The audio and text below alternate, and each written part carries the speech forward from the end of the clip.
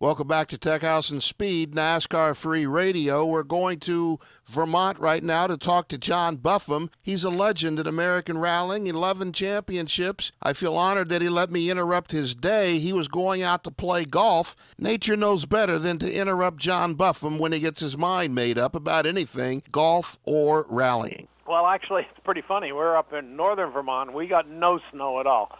We're going to play golf in an hour, actually.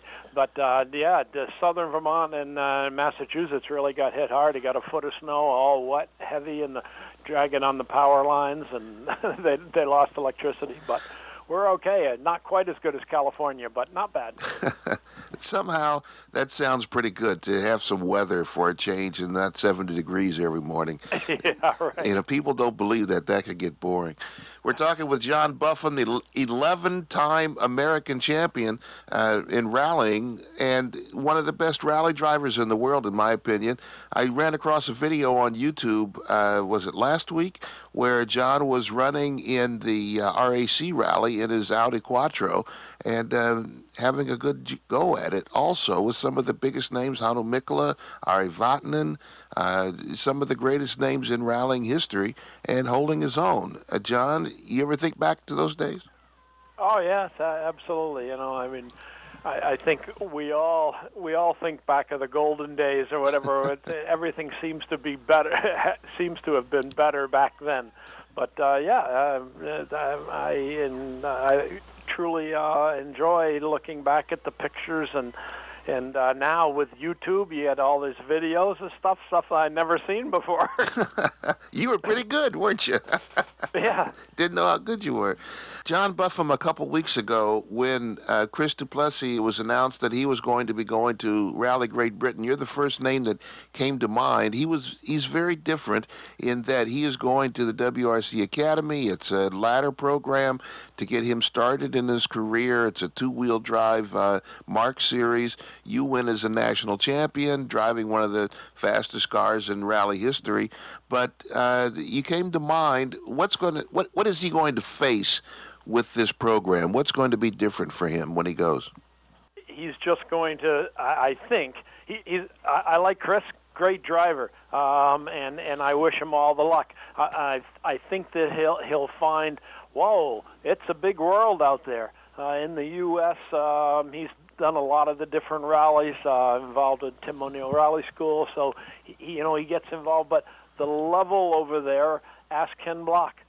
The level in the World Rally Championship is just a different level from here.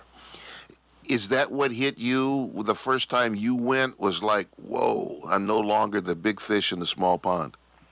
Yeah, and it's the atmosphere is just different because Europe is different than the United States, which is different than Asia. You get a different feeling. John Buffum, 11-time American champion. Again, you were a mature man when you went. Is he someone who needs to be careful now to take all of this stuff in and use it and not be overwhelmed by it? As we look back on things that we've done in our life, we say, "Well, I wish I knew that then," and I don't know. I wish I kept that car. Bill, you probably had a great car from the 60s. You say, damn, I wish I'd kept that car. But when we're young, we don't think about that.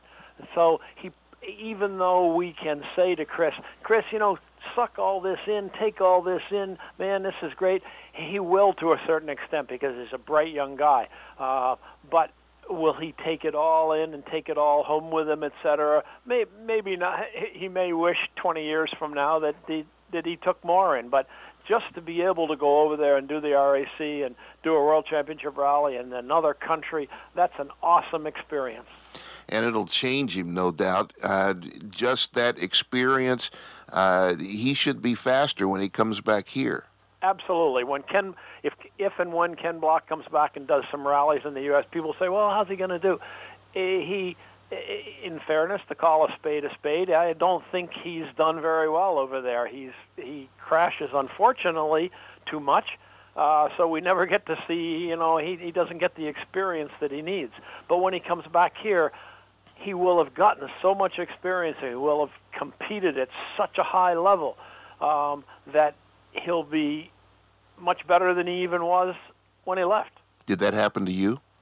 Yeah, it definitely did. No question over there. The two things that helped me the most were competing in Europe, where I had to raise my level, raise your game, whatever you want to call it, and competing here against Rod Millen. If you need competition to make you better. We're talking with John Buffum, 11-time American champion. Libra Racing is the team that he has now. Antoine Lestage is his driver. They've won championships in the United States and Canada, North American Cup. He's the current Canadian champion, won the 2011 championship at Pacific Forest Rally. That was maybe a month ago. Now they've got one more Canadian event to go to, the Tall Pines in Ontario. That's coming up, isn't it? Yeah, we've got a couple more weeks. We're just actually working on a new car. There's a Chinese driver, Tingwu Song, who is coming over. He's going to buy and use Antoine's current car next year in the Rally America Rally Series. So that'll be really nice to see someone, a foreigner, let's say, come over and try our series, which is great. And we're building a new car for Antoine similar to the one he has. It'll be another Evo 10? Another Evo 10. Black and the whole thing? It'll look like a twin to the other one? Are you going to put flames and skulls and stuff on it? No, I think Tingwu, who has changed his first name to Rick to make us all be able to pronounce it easier. No, he's going to change his colors to a greenish and a red tint. But Antoine, obviously, we're hoping that Rockstar will decide that they'd like to come back and keep Antoine's car black. You had a little experience with Antoine at Rally Charlevoix. It used to be a major name in North American rallying. It's more of a regional that's climbing back into the headlines. You were co-driving with Antoine. You've done that before. How'd this go? Yeah, that was really interesting to sit in the right-hand seat. And I just noticed on WRC.com they now have a 1-hour show about trying to show what it's like sitting in the co-driver's seat, and it's it's just a different feeling there. All of a sudden, you're the one strapped in this two-person bombshell or whatever, rocket ship going down and trying to tell your driver what's ahead, what's around the next corner, how sharp the next corners are, so that he can keep going faster. And it takes a real talent, and I'm the first one to admit that I don't have the talent at this point to be able to compete on the level that Antoine and David Higgins and Pat Richard, those three names come to mind in North America, are clearly the three fastest drivers and cars around. Boy, you really take somebody really good to sit with them and let them unleash their full potential. Most drivers, especially at the level that you reached, have control issues. And I'm not saying that's a bad thing. I'm saying it's a very good thing. Did you feel like you were out of control when you're sitting in the co-driver's seat? No, there was so much to do for me because I had to concentrate. The last time I co-drove was with Pastrana a couple of years ago, and it's not something I do very often. I've done it occasionally in the past, but I have to concentrate so hard that I don't have time to enjoy the scenery as it flashes by. It flashes by with Antoine. It flashes by amazingly fast. And it wasn't just a busman's holiday. You guys had to work very hard to beat off Leo Erlisich, Crazy Leo. You only beat him by 1 second. 1 second, yeah. It's incredibly close battle all day, never separated by more than 5 or 6 seconds. And sitting at 7 o'clock at night, dark has come, sitting in the middle of the forest. We're tied, and there's one 12-mile stage left.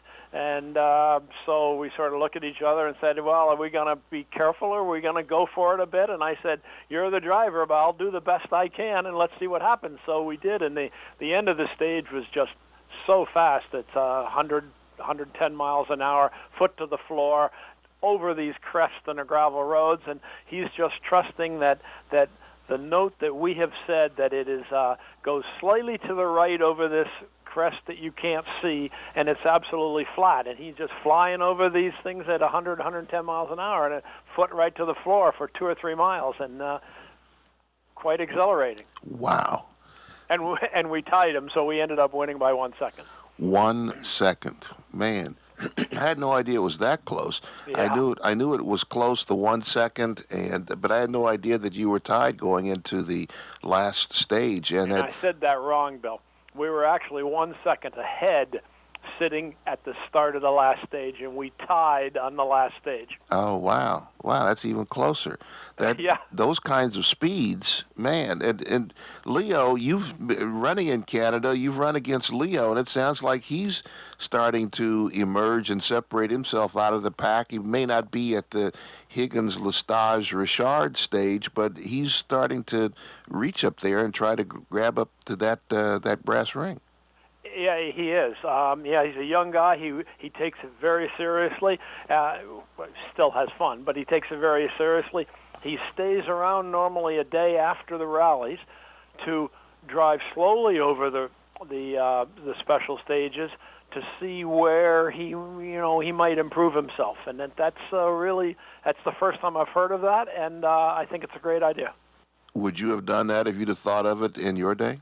Yes, certainly when I was starting. I think that you need to get the experience of competing, but you also need to be able to see where after you've competed you might have done better. John Buffum, you're a giant, 11-time American champion, and now you're getting championships from other people with your mentoring and your skill. Congratulations, and thanks for the update on Chris Duplessis. Now you can go play golf. Hey, cool, Bill. Thanks very much. Enjoy the California sunshine.